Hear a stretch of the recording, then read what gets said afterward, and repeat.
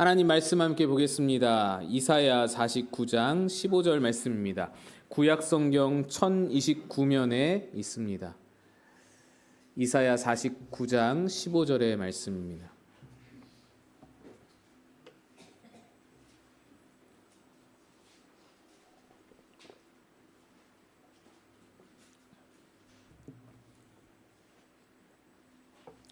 이사야 49장 15절 한 절의 말씀을 우리 함께 합독해서 읽도록 하겠습니다. 시작.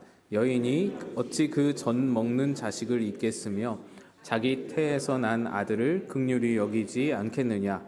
그들은 혹시 잊을지라도 나는 너를 잊지 아니할 것이라. 아멘. 할렐루야. 오늘도 우리 주님 앞에 나오신 여러분들의 발걸음마다 우리 주님의 크신 은총과 평강이 넘치시기를 축복합니다. 오늘은 어버이 주일입니다. 저는 어버이 주일이 되면은 가슴이 떨립니다. 제가 불효자라서 그런지 어버이 주일 설교가 가장 어렵고, 지금도 영상으로 보실 어머니 아버지 생각하면은 쥐구멍에라도 숨고 싶은 마음입니다. 우리는 부모에 대한 효도와 공경을 자식된 도리, 유교적인 바탕으로 인해서 자식된 도리, 도덕적 덕목으로 다 가지고 있습니다. 하지만 성경이 말하는 바는 그것이 아니라는 것을 늘 기억하셔야 됩니다. 성경은 인간의 도리로서, 윤리 도덕으로서, 유교적인 어떤 그런 도리로서 우리에게 효를 말하는 것이 절대로 아닙니다.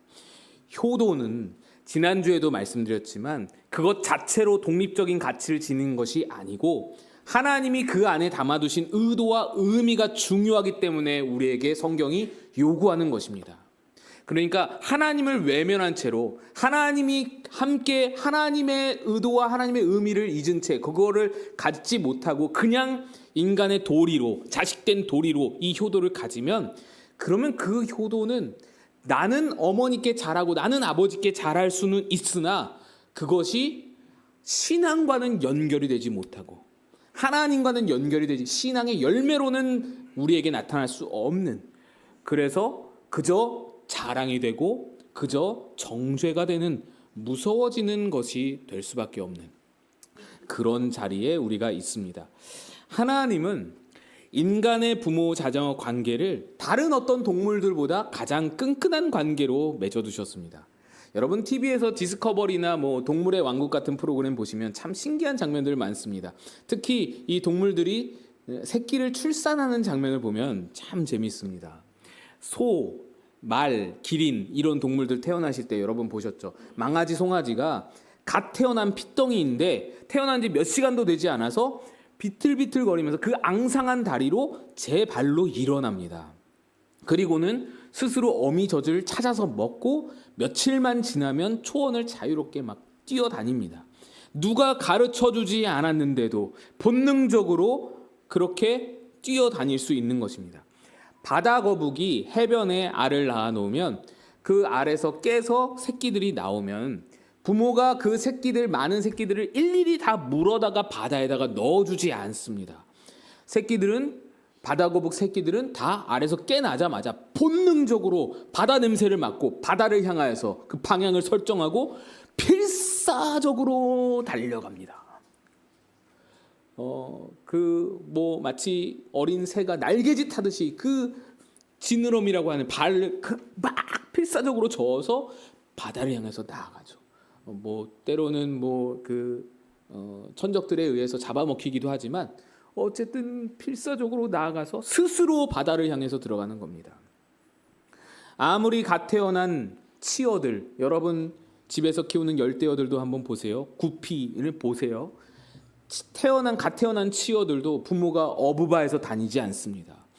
부모가 먹이를 먹어가지고 입에다가 물어다가 그 치어들에게 먹여주지 않습니다. 태어나자마자 아무리 그 작은 미물이라도 알아서 헤엄치고 알아서 먹습니다. 새들을 보면 어미가 먹이를 먹여다 주기는 하지만 그 기간이 굉장히 짧습니다. 제가 예전 사택에 있을 때 제비가 건물에 둥지를 몇 군데 틀어가지고 제가 유심히 관찰해 본 적이 있는데, 부화한 지 2주 정도 만에 새끼들이 둥지를 다 떠납니다. 떠나서 그 주변의 나뭇가지들에서 놀고 있고 그렇습니다. 자연의 세계에서는 태어나자마자 스스로 생존할 능력을 갖추는 것은 당연한 순리입니다. 너무나 당연한 일입니다. 그런데 만물의 영장이라는 인간은 어떻습니까? 이 세상에서 사람의 악의만큼 오랫동안 무력하고 누군가에게 전적으로 의존해야만 살 수 있는 생명체는 없습니다. 갓난아기를 보세요. 스스로 밥을 찾아 먹을 수도 없고 일어설 수도 없고 심지어 목을 가누지도 못합니다. 누워서 자기 몸을 뒤집는 것조차도 너덧달 걸리는 그런 존재가 인간의 갓난아기입니다. 신생아는 우는 것 외에 할 줄 아는 게 없습니다. 배가 고프면 울고 졸리면 울고 기저귀가 축축해도 울고 할 줄 아는 게 아무것도 없이 우는 것만 합니다. 눈도 못 뜬 강아지를 생각해 보세요. 그 눈도 못 뜬 강아지가 냄새로만 어미저들 찾아가지고 그거를 쪽쪽쪽쪽 빨아먹는 것에 비하면은 인간의 갓난아기는 정말 심각하게 의존적이며 무력한 것입니다. 보호자 없이는 단 며칠도 생존할 수 없는 것이 인간의 악입니다. 아주 어릴 때뿐만 아니라 십수년, 길게는 20년까지도 인간은 부모의 그늘 아래에서 그렇게 보호받으며 양육을 받아야만 비로소 한 명의 독립된 개체, 어른이 될 수 있습니다. 하나님은 왜 이렇게 만드셨을까? 왜 이렇게 유독 인간만을 이토록 오랫동안 부모에게 전적으로 매달리고 의존해야만 살 수 있는 연약한 존재로 만드셨을까? 우리 하나님은 전능하신 하나님인데, 그죠? 전능하신 하나님이 전능하신 하나님을 닮은 자로, 전능하신 하나님의 형상을 담은 자로 인간을 창조하셨다는데 왜 태어나자마자 척척 걸어다니고 혼자서 젖병을 쪽쪽 빨아먹을 수 있는 그런 독립적인 존재로 만드시지 않았는가? 그렇게만 만들었어도 저출생 문제가 이렇게 심각하지는 않지 않겠습니까? 부모들이 뭐 100일 동안 잠을 못 자서 막 그렇게 피곤해할 정도로 그렇게 힘든 육아는 아니지 않겠습니까? 하나님이 이토록 오랜 시간 동안 부모에게 전적으로 의존하는 존재로 이 사람을 지으신 것에는 하나님의 깊은 섭리와 이유가 담겨 있습니다. 하나님은 우리가 육신의 부모에 기대어서 생명을 부지하고 자라나는 그 길고 긴 의존의 시간을 통해서 우리에게 가장 중요하고 근원적인 영적인 진리를 가르쳐주고자 그렇게 메워두신 겁니다. 그 진리가 뭐냐? 바로 아무런 대가가 없이 베푸시는 하나님의 사랑과 은혜와 용서입니다. 우리가 하나님을 아버지라고 부른다라는 것은 그 진짜의 의미가 우리가 생각하는 것처럼 간단하고 단순하지 않습니다.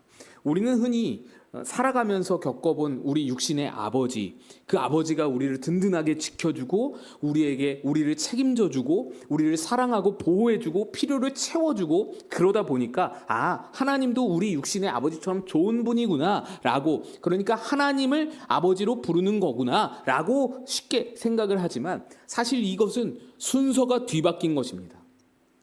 우리가 하나님을 아버지라고 부르게 된 것은 하나님이 우리 육신의 아버지를 닮았기 때문이 아니라 오히려 그 반대이죠. 하나님께서 하나님 당신을 가장 많이 닮은 자로, 하나님을 가장 많이 닮은 자로 아버지라는 존재를 만드셨기 때문입니다. 부모라는 존재를 하나님의 마음을 가장 많이 품은 자로 만드시고 시스템화 하셨기 때문에 우리가 그 부모를 통해서 하나님을 보는 것입니다.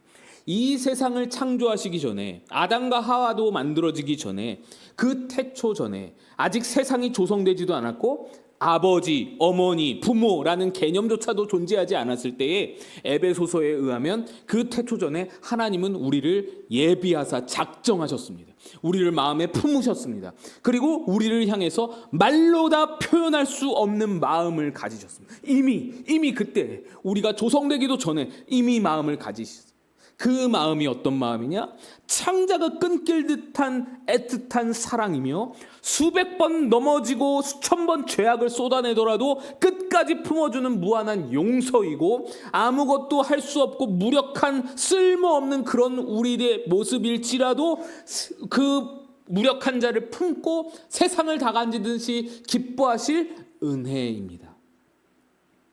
하나님은 작고 연약한 우리 인간들에게 이 놀라운 하나님의 마음을 보여주기를 원하셨습니다. 그러나 그 깊고 크신 사랑과 용서와 은혜는 아무리 말로 아무리 글로 설명을 해보아도 도저히 우리가 이해할 수 있는 영역의 것이 아니기 때문에 이때 하나님이 당신의 마음을 가장 잘 보여줄 수 있는 존재를, 시스템을 하나 만드신 것이 그게 바로 부모라는 개념입니다. 그게 바로 부모라는 존재입니다. 그러니까 우리가 부모라는 개념을 갖기 훨씬 더 전에부터, 그 전 태초로부터 하나님의 마음 속에는 부모라는 그 속성, 부모의 속성이, 그 부모의 본성이 충만하게 차고 넘치고 있었습니다. 하나님은 그 보이지 않고 이해하기 어려운 하나님의 마음의 그 속성을 우리에게 눈에 보이는 형태로 부모라는 존재로 우리에게 만들어 두신 겁니다. 이 세상 가운데에서는 그 누구에게서도, 그 어디에서도 그런 하나님의 마음을 배울 수가 없습니다. 사랑, 은혜, 용서, 그런 거 비슷한 것이라도 배울 데가 없습니다. 세상은 철저하게 능력과 유용성으로만 사람을 판단하죠. 내가 회사에 이익을 주지 못하거나 내가 회사에서 쓸모가 없는 사람이라고 여겨지면 즉시 냉정하게 잘라져 버리는 것이 바로 세상입니다. 세상에도 호의가 있고 세상에도 사랑이 있습니다 라고 여러분 말씀하실지 모르겠지만 그 모든 것이 다 조건적입니다. give and take죠. 여러분 누군가에게 끊임없이 사랑을 베풀었는데 그가 내 사랑을 아무것도 몰라주고 오히려 나를 냉대하고 오히려 나를 거절하는 것이 10년, 20년이라면 그 사랑은 지속될 수 없습니다. 존속할 수 없습니다. 내가 이만큼 주었으면 그도 나한테 이만큼 돌려줘야 한다는 조건적 거래가 이 세상에 팽배합니다. 내가 잘못을 저지르면, 내가 허물을 보이면 가차없이 심판을 받고 평가를 받는 것이 이 세상의 방식입니다. 이런 세상에서는 하나님의 그 사랑과 은혜와 용서의 마음을 도저히 배울 수가 없는 것입니다. 그래서 하나님이 우리에게 두신 존재가 바로 부모입니다. 부모는 그렇지 않잖아요. 하나님께서는 차갑고 이기적인 이 세상 한가운데에서 오직 하나님의 마음과 가장 비슷하게, 하나님의 마음을 가장 닮은 마음으로 우리를 대하여 우리에게 하나님이 어떤 분이신지를 어렴풋이나마 볼 수 있도록 부모를 두셨습니다. 신학에서는 이를 가리켜 어려운 말이지만 유비라고 말합니다. 쉽게 말하면 눈에 보이지 않는 원형, 그 원형이신 하나님의 마음을 설명하기 위해서 우리 곁에 두신 가장 닮은 모형이자 그림자가 바로 부모다라는 것입니다. 하나님은 세상 그 어디에서도 배울 수 없는 하나님의 십자가 사랑과 용서와 은혜를 태어나서 가장 만나는 사람인 부모를 통해서 우리 삶의 부모를 하나님의 유비로, 하나님의 그림자로 만날 수 있도록 그렇게 하나님의 대리인으로 우리와 부모를 묶어두셨습니다. 갓난아기는 돈을 벌어오지 않아도, 집안일을 돕지도 않아도 그저 하루 종일 먹고 자고 싸고 그렇게 우는 것만이 전부인데도 사랑을 받습니다. 가끔은 밤낮이 바뀌어 버려서 부모의 잠을 다 홀딱 깨워놓고 진을 쏙 빼놓는다 하더라도, 만약에 여러분 어떤 사람이, 어떤 어른이 우리 집에 와가지고는 맨날 먹고 자고 싸고 울기만 한다면 당장에 쫓겨나겠죠. 그런 사람을 받아줄 어떤 사람도, 어떤 위인도 없습니다. 세상의 기준과 세상의 능력과 쓸모로만 따지자면 갓난아기만큼 아무런 보탬이 안 되는 존재가 없는데도 우린 그걸 받습니다. 아무것도 할 수 없는 존재에게 부모의 반응이 어떻습니까? 아기가 그저 눈 한번 꿈뻑 했을 뿐인데 그 꿈뻑한 걸로 부모는 날아갈 듯이 기뻐합니다. 혹시 이 아기가 베네짓을 하면서 슬쩍 이렇게 미소를 이렇게 지으면 어떻습니까? 난리가 납니다. 난리가. 동영상 빨리 가져와라. 사진 빨리 찍어라. 난리가 나죠. 그런데 여러분 해보셨겠지만 그렇게 동영상 찍어서, 그렇게 사진 찍어서 교회 식구들에게 보여주면 반응이 어떻습니까? 그 잘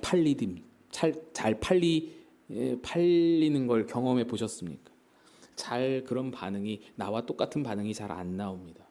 제가 아들 셋 키우면서 뼈저리게 느낀 것이 있습니다. 아, 내 애는 나에게만 예쁘구나. 내 애는 내 눈에만 예쁘구나.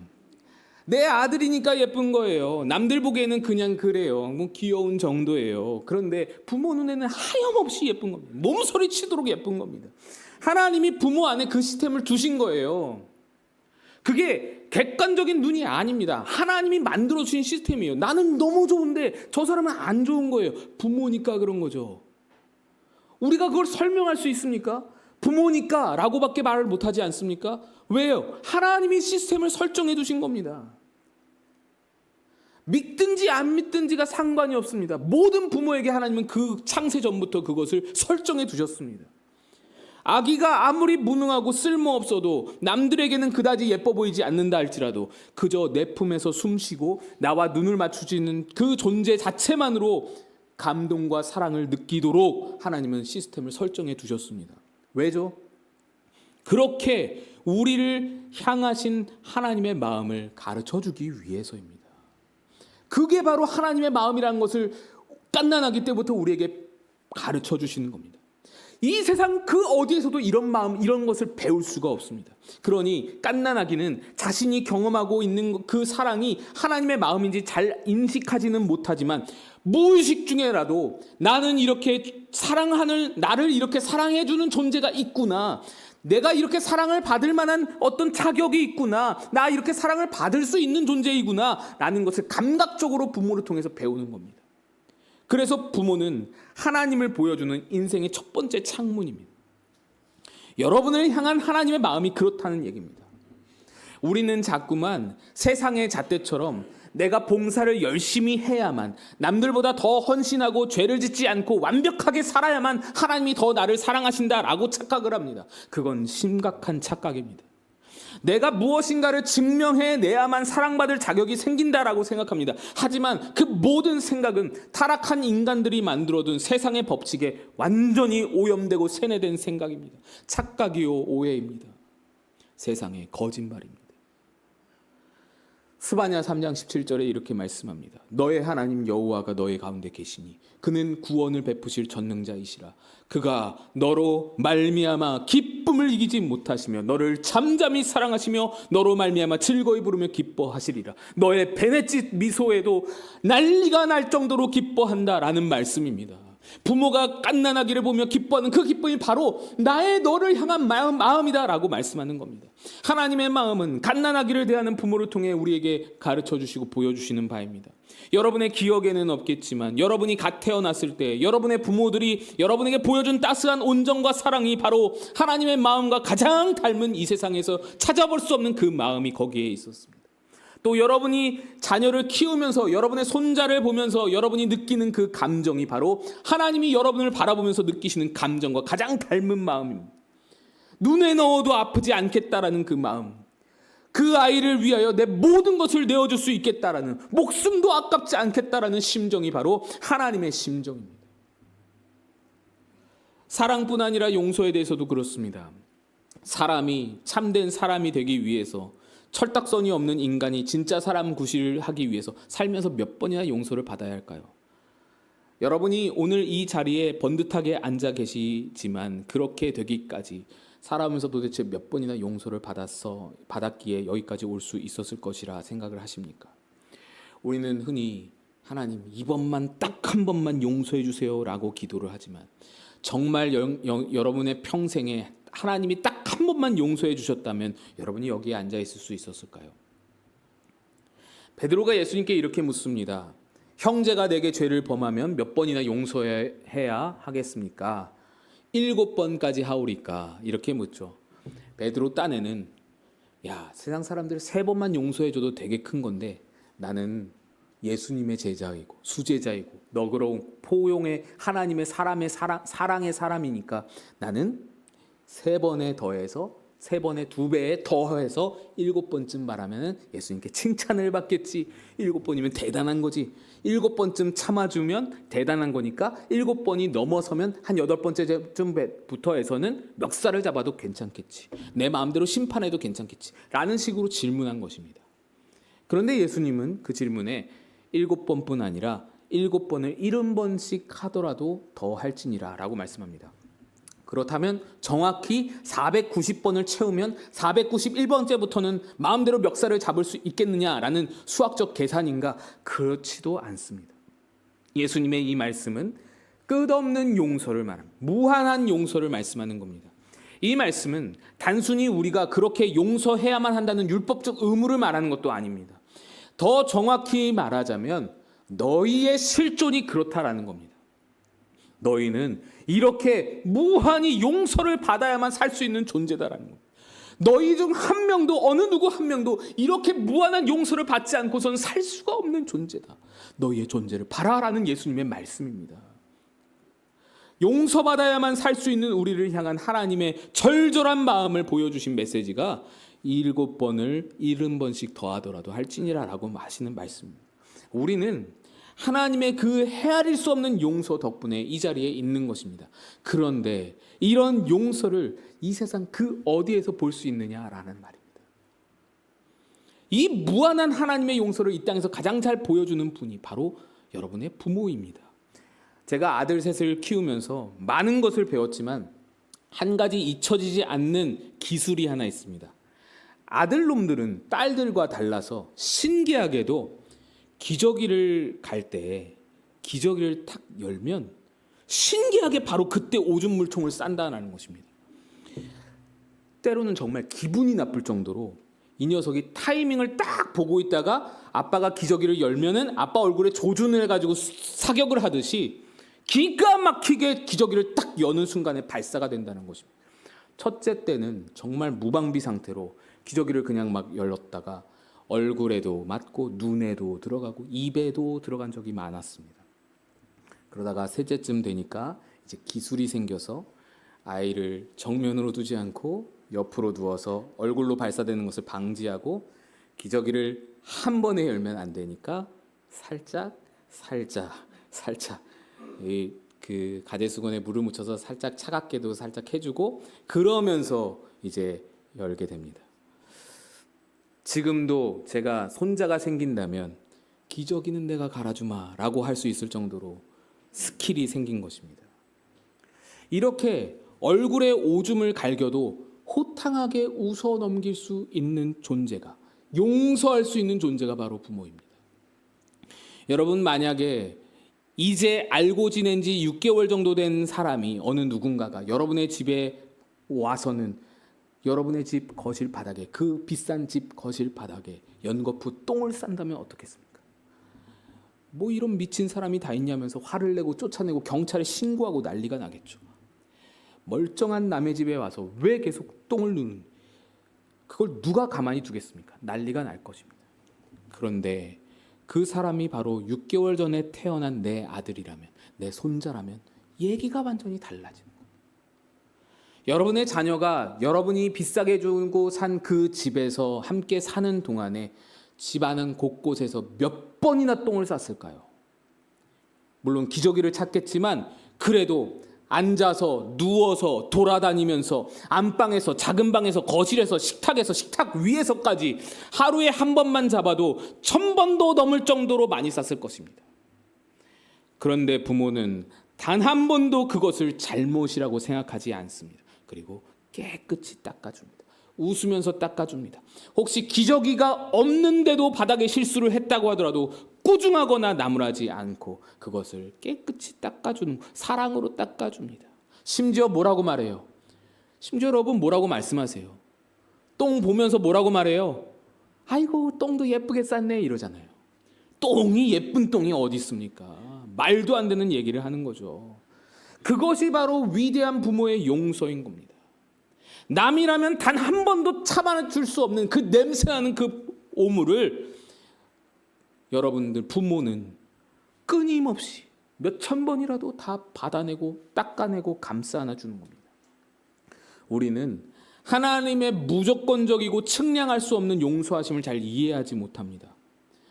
우리가 도무지 이해하지 못하니까 하나님은 부모라는 존재를 우리 곁에 시청각적 선물로 주셔서 당신의 마음을 우리에게 보여줍니다.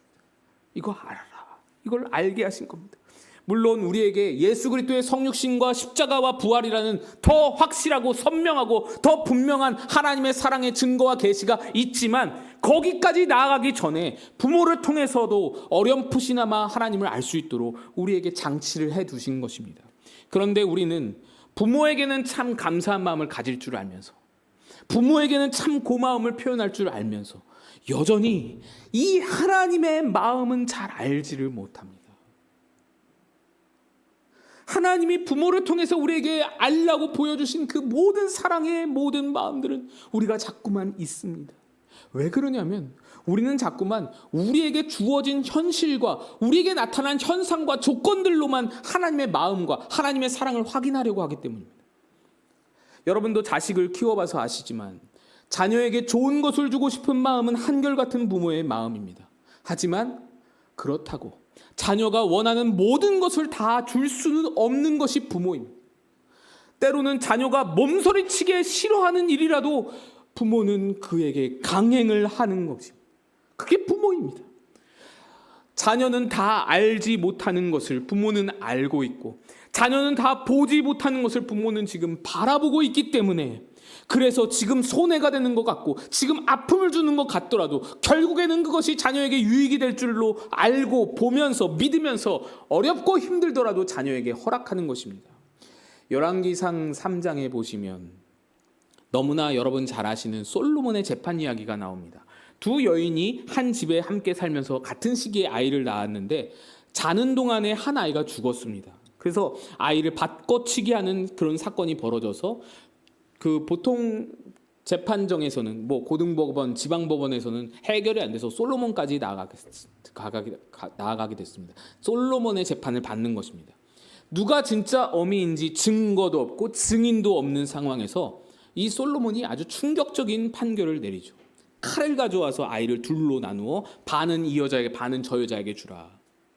그러자 바로 거기에서 진짜 어미와 가짜 어미가 분명하게 드러납니다. 가짜 어미는 화색을 하면서 그래 내 애도 죽었는데 네 애도 죽자 그렇게 생각하며 좋은 생각이시라고 아주 귀한 지혜라고 반깁니다. 그런데 진짜 어미는 다급하게 말합니다. 이렇게 기록되어 있습니다. 그 산 아들의 어머니 되는 여자가 그 아들을 위하여 마음이 불붙는 것 같아서 왕께 아뢰어 청하건대 내 주여 산 아기를 그에게 주소서, 아무쪼록 죽이지 마시고 산 아이를 그에게 주소서라고 말합니다. 진짜 어머니가 이 아이를 포기하는 겁니다. 저 가짜 어미에게 그냥 주시라는 겁니다. 왜요? 내 곁에 두겠다고 고집을 부리다가 이 핏덩이가 반으로 갈라져서 죽게 되느니 차라리 남의 손에 넘겨져서 내가 그 아이에게서 다시는 엄마 소리를 못 듣는다 할지라도 평생에 내 아들인데 내 아들을 내 아들이라고 부르지 못할 그 억울함과 고통과 슬픔을 내가 감수하게 되더라도 그저 먼 발치에서 저 아들이 커가는 것만, 무럭무럭 자라는 것만 그냥 볼 수만 있어도 좋으니 제발 살려달라고. 내가 그 아들로 인해서 내 평생에 사는 게 아닌 정도로 그런 고통이 내게 처하더라도 내가 그걸 감수하겠으니 저 아이만큼은 살려달라고 처절하게 호소하는 것이 이 어미의 불붙는 마음인 것입니다. 여러분 오늘 집에 가셔서 열왕기상 3장을 한번 찾아서 읽어보세요. 성경은 이 사건을 절대로 솔로몬의 지혜라고 말하지 않습니다. 우리는 이 사건을 솔로몬이 얼마나 지혜로웠는가라는 것을 알려주는 재판이라고 다들 생각을 합니다. 다들 그렇게 오해를 합니다. 그러나 성경이 말하는 바는 절대로 그것이 아닙니다. 열왕기상 3장을 마지막 절을 여러분 펼쳐보시면 이 사건을 분명하게 하나님의 지혜라고 말씀합니다.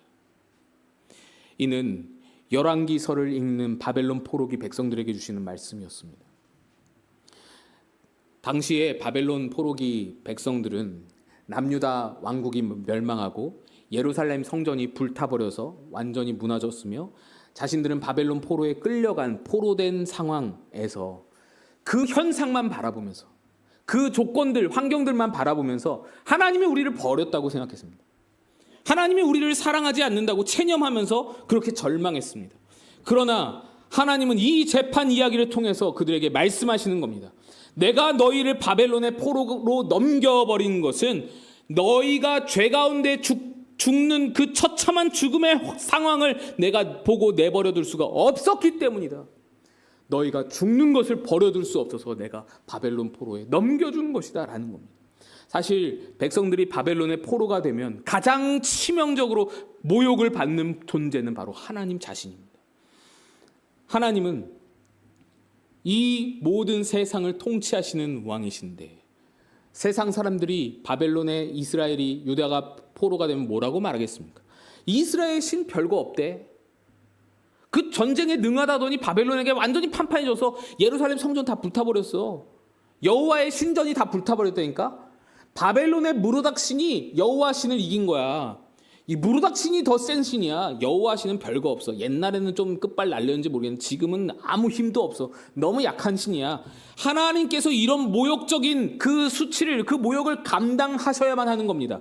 그런데 그런 모욕과 조롱을 받더라도 바벨론에 넘기는 길만이, 이 백성을 바벨론에 넘기는 길만이 이스라엘을 새롭게 하고 그들을 살리는 길이기에 마치 진짜 어미가 가짜 어미에게 아이를 내어줘서라도 살려내듯이 뼈를 깎는 고통 가운데 창자가 끊기는 아픔 속에서도 유다 백성을 바벨론에게 넘기시게 된 것입니다. 하나님이 무능해서가 아니라, 하나님이 그들을 사랑하지 않아서가 아니라 오히려 그들을 살려내실 가장 깊은 사랑으로, 가장 위대한 지혜로 그들을 바벨론에 넘기신 겁니다. 그것이 오늘 본문의 말씀입니다. 이사야 49장 15절입니다. 여인이 어찌 그 젖 먹는 자식을 잊겠으며 자기 태에서 난 아들을 긍휼히 여기지 않겠느냐. 그들은 혹시 잊을지라도 나는 너를 잊지 아니할 것이라. 여러분의 어떤 상황, 여러분의 어떤 환경이 여러분을 힘들게 하더라도 여러분을 향하신 하나님의 사랑은 변치 않는다는 것을, 불붙는 마음 같다라는 것을 여러분 오늘 확인하시기를 바랍니다. 우리가 부모님을 공경해야 한다라는 것은 유교적인 배경에서 어떤 인간적인 도리와 도덕적 덕목 때문이 아닙니다. 그분이 우리에게, 부모님이 우리에게 하나님을 보여주신 첫 사람이기 때문입니다. 부모님이 하나님을 믿든지 아니 믿든지 그것은 관계가 없습니다. 하나님은 모든 인간 부모에게 내재시켜둔 시스템으로 하나님의 성품을, 하나님의 마음을 보이도록 만들어 두셨습니다. 우리는 그것을 보고 자랐고 그 덕분에 예수님의 사랑 이야기를 접할 때 이질감이 없이 그 사랑을 받아들일 수가 있었습니다. 우리가 부모를 통해서 그 사랑과 용서와 은혜를 배우지 못하고 세상의 법칙만을 배우면서 자라왔다면 예수님의 사랑 이야기를 들었을 때 우리의 반응은 불보듯 뻔합니다. 그럼 바보 같은 얘기가 어디 있어? 그럼 멍청한 얘기가 어디냐? 왜 죽기는 자기가 옳은데 살아야지. 이런 얘기로만 들렸을 것입니다. 하나님이 여러분을 이 세상 그 어떤 누구보다 가장 먼저 첫 번째로 묶어두신 관계가 바로 부모입니다. 하나님은 우리가 자랐다고 해서, 자라났다고 해서 그 부모와 자녀의 묶임을 풀어버리지 않으십니다. 왜 그러냐? 그 이유는 이제 우리를 통해서 노령이 되신, 연약해지신 부모에게 우리를 통해서 하나님을 보여주시기 위함입니다.